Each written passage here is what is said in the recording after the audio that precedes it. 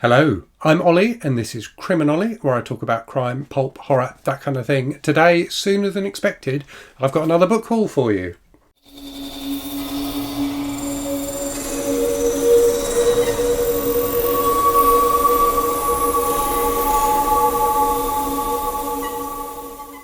So technically this is a book, magazine and comic haul because there's all sorts of fantastic stuff here. I did a book haul video fairly recently. I wasn't expecting to do another one for a while, but a load of stuff has come through the door in the last few days, so I thought I would share it with you. There's one thing in particular here which I'm going to save for the end, which is a book I've been looking for this particular edition of for ages, so I'm very excited about that one. So yeah, I'll save that for the end.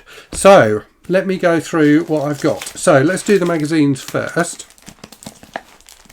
So I got sent by my good friend Eric, publisher of Midnight Magazine, a few issues of Midnight Magazine and Midnight Tales magazine. So I have talked about this magazine on the channel before. It's an absolutely fantastic horror magazine. So there's kind of, well, there's two separate magazines. There's Midnight Magazine, which is a magazine covering the horror genre in general, so articles, interviews and reviews, things like that. And then there's Midnight Tales magazine, which specialises in short horror fiction.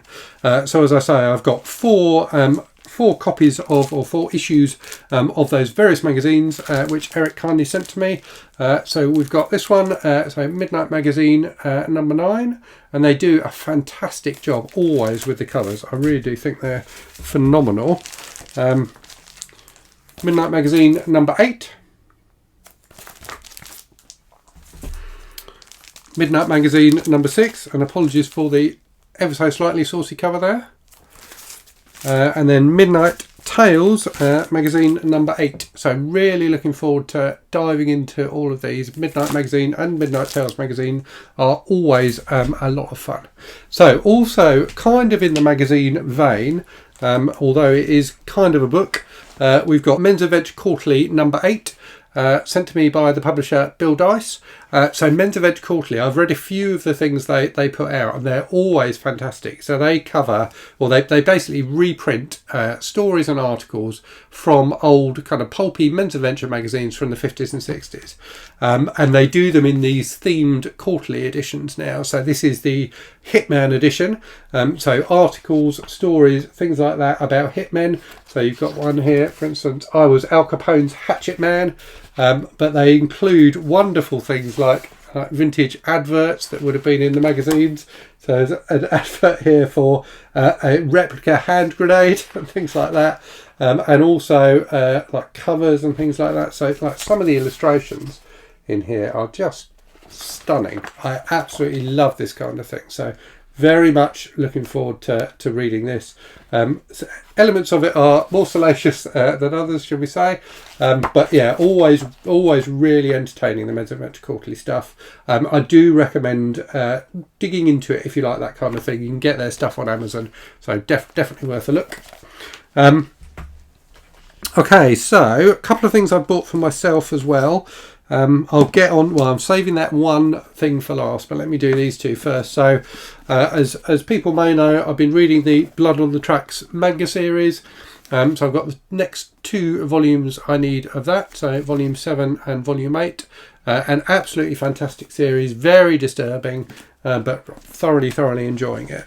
And then I got a box from a viewer and patron of mine, Heidi, who sent me a load of stuff over from the US. So some books, some comics, and loads of like snacks and drinks and things like that as well. She was trying to kind of emulate the Abominable Book Club box I used to show every month on the channel. So let me talk you through the books first. These all look fantastic. So firstly, we've got The Unknown Ajax by Georgette Hare, which Heidi and I are going to buddy read.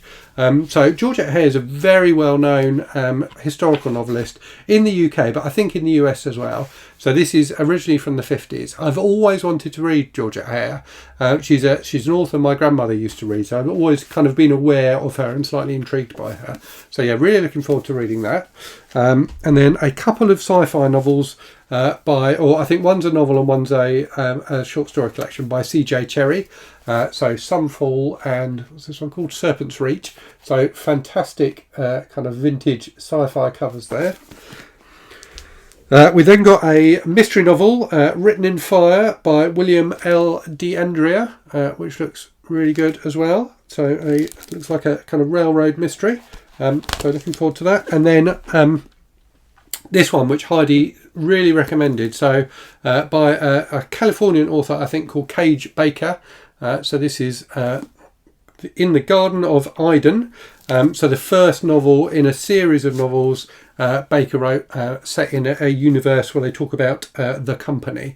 So it's a novel of the company, and I think it's kind of retro futurist kind of thing. So like a Victorian cyborg or something like that. So sounds genuinely really interesting. So looking forward to diving into that. And then the comics Heidi sent are really wonderful. So a series from a few series of DC horror comics that I'd not heard of. So I haven't come across these, but they're obviously reasonably old in that this one has on the cover, I don't know if you can see it at the top there, a little banner saying see the film Superman 2. So Superman 2 came out when I was very young. So so these are DC horror comics. So we've got Ghosts, another edition of Ghosts with a fantastic cover again.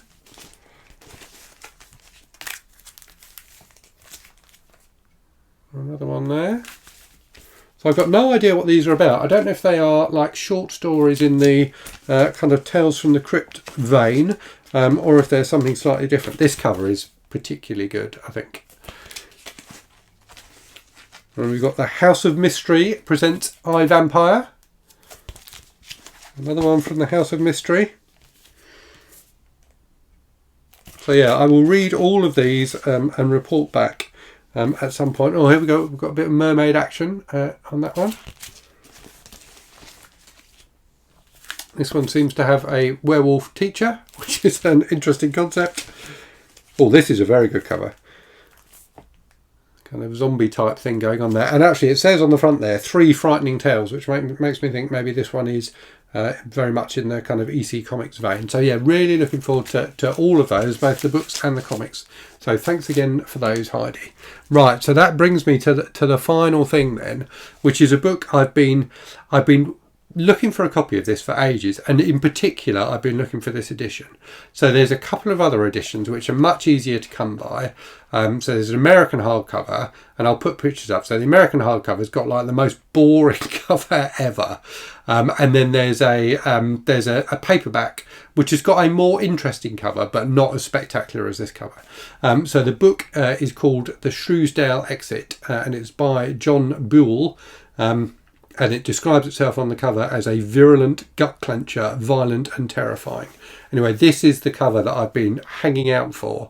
This menacing guy drinking some milk badly. He's clearly not very good at drinking milk because it's going all down his chin and making a mess on his black t-shirt. So I really think that's a tremendously trashy and striking cover, and I really love it, and I'm so glad to have managed to find a copy of the book with this particular cover. It brings me levels of delight that it probably shouldn't. I really do think it's brilliant. So I hope you found that interesting. Let me know if you've read any of the books or comics or magazines that I talked about. And as always, thank you very much for watching. Hope you're safe and well out there. Hope you're reading good stuff. And I'll speak to you again very soon. Cheerio.